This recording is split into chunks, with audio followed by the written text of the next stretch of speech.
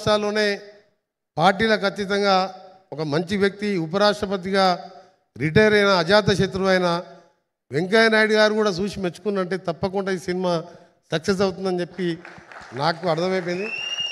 దీంతో పాటు మీ టెక్నికల్ సిబ్బందికి హీరోయిన్స్కి ఆల్ ది బెస్ట్ అండి. ఫ్యూచర్లో మీరు కూడా మంచి సక్సెస్ కావాలి. మీలో వాళ్ళందరూ కూడా పరిచయమే నాకు. మీ అందరికీ దాదాపు 3 గంటలు అంటే సినిమా చూసినంత పని అయిపోయింది అని మాకు టైం తెలవాలి. ఇప్పుడు 3 గంటలు మా శ్రీధర్ బాబు గారు, మా ఆర్కే సాగర్ గారు, ఇంతమంది డైరెక్టర్ చూసినాక నేనేదో ½ అవర్ అటెండ్ అయిపోయి టెస్ట్ మ్యాచ్ గెలుస్తట్టు చెప్పి నాకు కొంచెం క్రికెట్ కూడా ఇష్టం కాబట్టి పోయి మ్యాచ్ చూద్దాం అనుకున్నాను. కానీ ఆ మ్యాచ్ గురించే మర్చిపోయినాం. ఆ ట్రైలర్ చూస్తుంటే, ఆ సాంగ్ చూస్తుంటే, నాకు ఆయుధం అవసరం లేని చెప్పి ఆ డైలాగ్ చెప్పే తీరు చూస్తుంటే ఆర్కే సాగర్ డెఫినెట్గా మంచి హీరో అవుతాడు.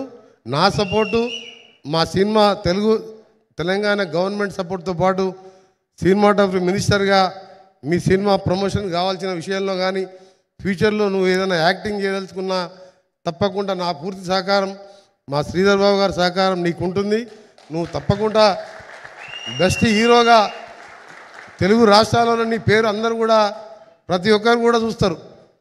మేము మొగులు రేకులు సీరియల్ అప్పుడప్పుడు మధ్య మధ్య అక్కడ కూర్చున్నప్పుడు ఇంట్లో వాళ్ళు చూస్తుంటే మేము చూసేది తప్ప మొత్తం చూడకపోతుంది సీరియల్.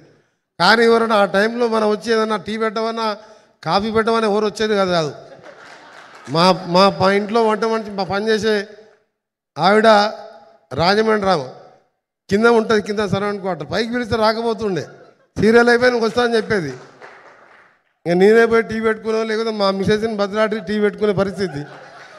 అలా అందరికీ కూడా సుపరిచితుడు ఆయన. కాబట్టి అందరూ చూస్తారని తెలుసు, కానీ చూడాలని యాజ్ ఎ మినిస్టర్గా మంచి మెసేజ్ ఉన్నది సినిమాలో. క్రైమ్ సంబంధించిన పోలీస్ ఆఫీసర్గా కరెక్ట్ ఫిట్ అయిపోయింది సాగర్.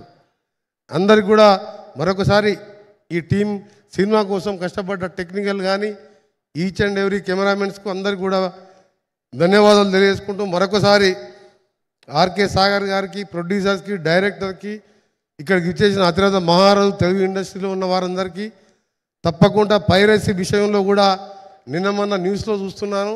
తప్పకుండా పోలీస్ ఆఫీసర్తో మాట్లాడి పైరసీని అరికట్టడంలో కూడా సినిమాటోగ్రఫీ